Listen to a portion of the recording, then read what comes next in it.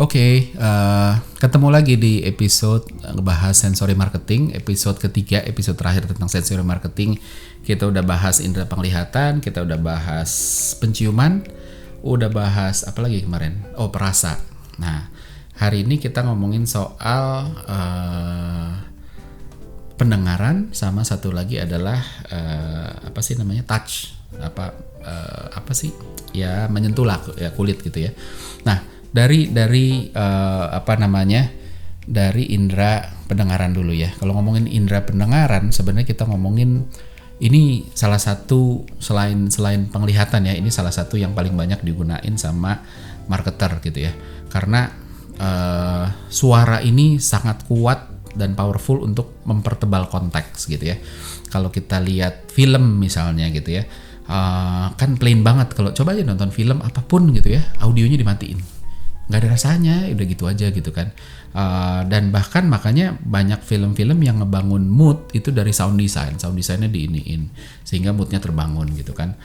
Bisa jadi penanda momen gitu, kalau musiknya, kalau adegannya lagi tegang gimana, kalau lagi happy gimana, kalau lagi sedih gimana, kalau pembukaan tuh gimana, kalau penutup film gimana. Jadi sebegitu kuatnya gitu kan. Dan ketika salah penggunaannya ya berantakan juga. Contohnya adalah mohon maaf, sinetron kita kan soundnya lebay gitu kan, jeng jeng ngekok ya, nggak karu-karuan lah gitu kan. Itu yang membuat apa namanya, kita juga kok gini banget sih gitu loh. Nah itu, terus kalau dilihat sebenarnya audio ya, pendengaran dan audio itu berkorelasi dan membuat tubuh kita tuh berusaha nyesuaiin. Jadi ketika kita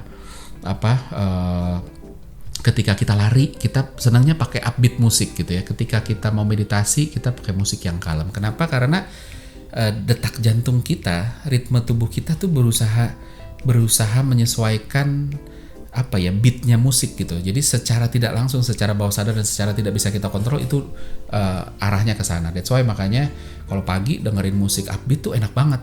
Kalau malam dengerin musik upbeat capek banget gitu ya, maunya kita yang kalem gitu. Jadi itu dia, dan makanya kafe musiknya itu di set musik-musik ambient saja gitu kan, diproses secara subliminal tanpa kita sadar, tanpa kita lupa, tanpa kita ingat gitu, itu tadi musik apa, lagu apa ya, kita nggak ingat gitu karena kita sambil ngobrol segala macam, tapi bisa ngebangun mood gitu loh. Jadi segitu powerfulnya musik gitu. Nah terus bahkan sampai ke level announcer, dubber, VO talent gitu ya.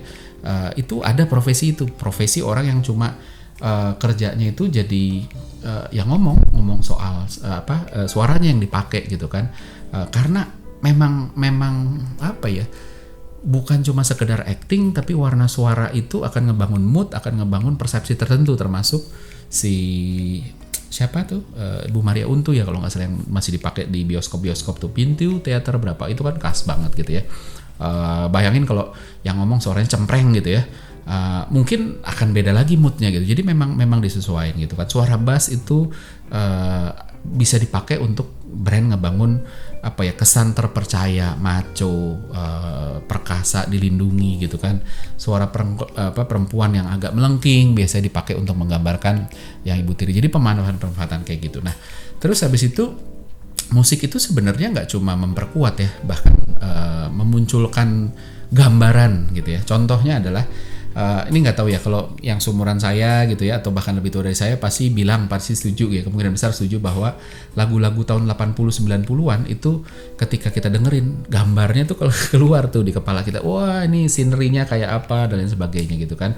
Original soundtrack, karakter lagu-lagu original soundtrack itu juga karakternya begitu. Ketika lagunya kita dengerin, gambarnya keluar di benak kita. Ketika kita denger suara perempuan ngikik tengah malam, langsung gambaran, wah ini ada hantu nih, ada setan nih gitu kan. Ketika denger suara bayi nangis malam-malam, aduh merinding gitu. Jadi bahkan dari denger aja langsung imajinasinya keluar gitu, gambarannya keluar gitu. Nah makanya ketika kita nonton horor, jadi ketika orang nonton horor itu kan sebenarnya kebagi dua gitu ya. Ada yang ketika nonton horor tutup mata, ada yang nggak sedikit juga yang ketika nonton horor itu tutup kuping.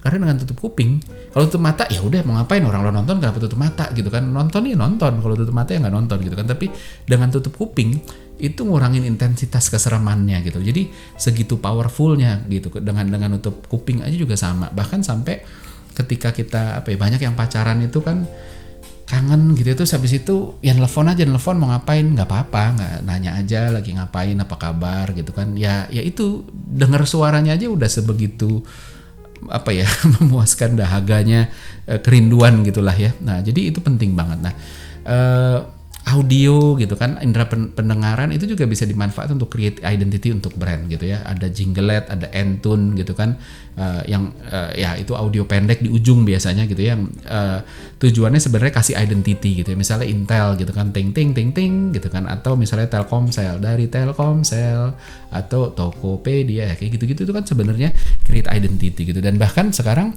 udah sampai diterapin di notifikasi aplikasi gitu, termasuk kayak WhatsApp bunyinya ting gitu kan.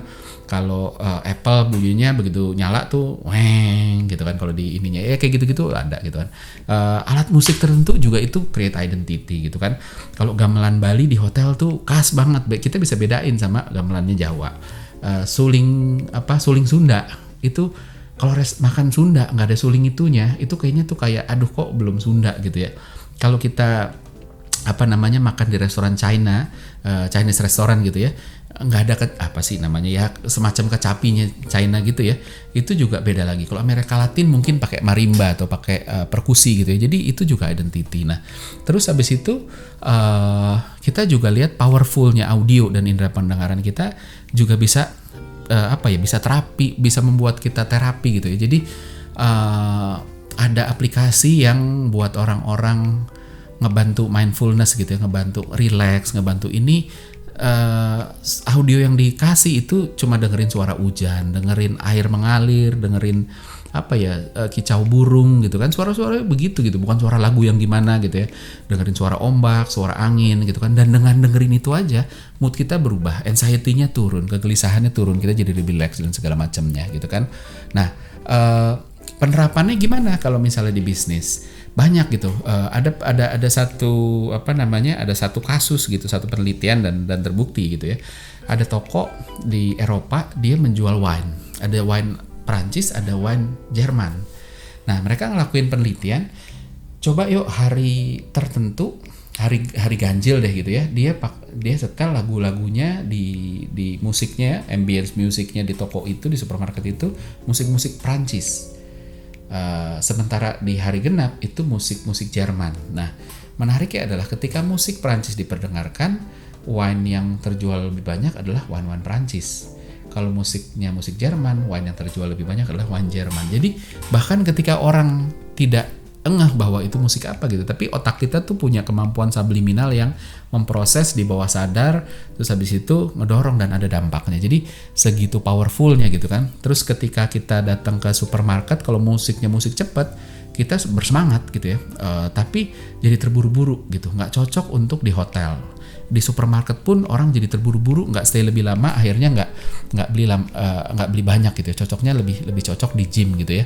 Nah terus kalau musik slow ditaruh di supermarket, stay-nya bikin orang jadi stay lebih lama, belanjanya lebih banyak, nggak terburu-buru. Musik rock kalau ditaruh di toko-toko yang jual barang-barang pemacu adrenalin, misalnya barang-barang camping, sport bar gitu kan, outlet motor besar, ini cocok gitu ya.